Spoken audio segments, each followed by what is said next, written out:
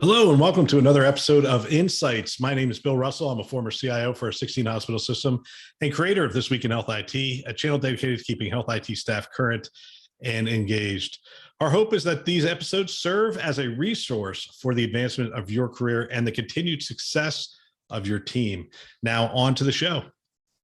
Today on Insights, we go back to a conversation host Bill Russell had with James Stallcup, the CMIO for Cherokee Nation. The topic of discussion was MacGyvering Telehealth. And Bill asks James, what did it take to scale up so quickly around telehealth? It's interesting because we had a lot of conversations. We talked about MacGyvering Telehealth, and it was, the first time that healthcare really had to scale up that quickly around telehealth. And a lot of them ended up doing what you're doing, but that was like their backup because some of the things we had didn't scale. Some of the costs, the training wasn't done. I mean, did you have your training pretty well in place before COVID hit? Did you have a majority of that equipment already in place before it hit, or did you have a response as well to scale it up? So we had about a fifth of the equipment in place. If I was doing bar napkin math, we had about a fifth of our equipment out in the field. We did have good provider buy-in to noon meetings, right? Noon meetings using teleconferencing because that's how we would push out education. So we already had provider familiarity with that part. Turned out to be a big point.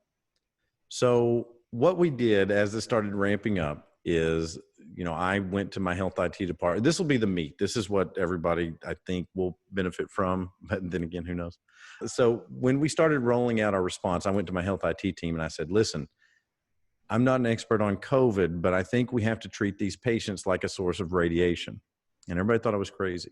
And I said, look, if you have a source of radiation, what do? The first thing you do is you avoid it, right? You try not to have it around. But if you do have it around, you use protective equipment and you try to distance yourself from it. So how can we distance ourselves? Well, the obvious answer is you do telemedicine to people's home. But there are some less obvious answers. For example, you can have a patient come into your clinic and go into an exam room. Then the nurse can perform the patient intake from a different area of the clinic using telemedicine from the site into the room. And now they're more distant from the patient. They're not within 6 feet, right? After the nurse does the intake, then the provider can join the call. And now the provider can deliver the patient care, the office visit to the patient while they're on site. And then if the patient's off-site, you have a separate sort of procedure, but it all results in the same thing. You're keeping people separate. The patients were very fearful of COVID, and they liked that. They liked to be kept separate during this process, and it made it very scalable because the equipment required was so inexpensive, and we did have it on hand, that we rolled out a total of 16 service lines of telemedicine. I won't go through naming them all because it'll take a while, but we rolled out 16 service lines of telemedicine, including EMS pre-hospital, and all of them had slightly unique workflows, but all of them adhere to our basic Visio. And then to train the providers on how to do this, we had noon conferences every day. I can say that we used a Microsoft product for that, Skype for Business Link.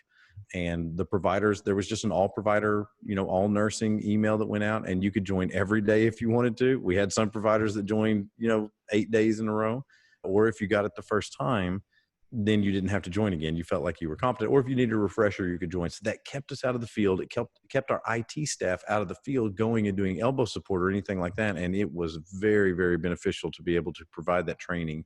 I think training was a big part of it because we didn't mandate anything. We made it good enough that people wanted to use it.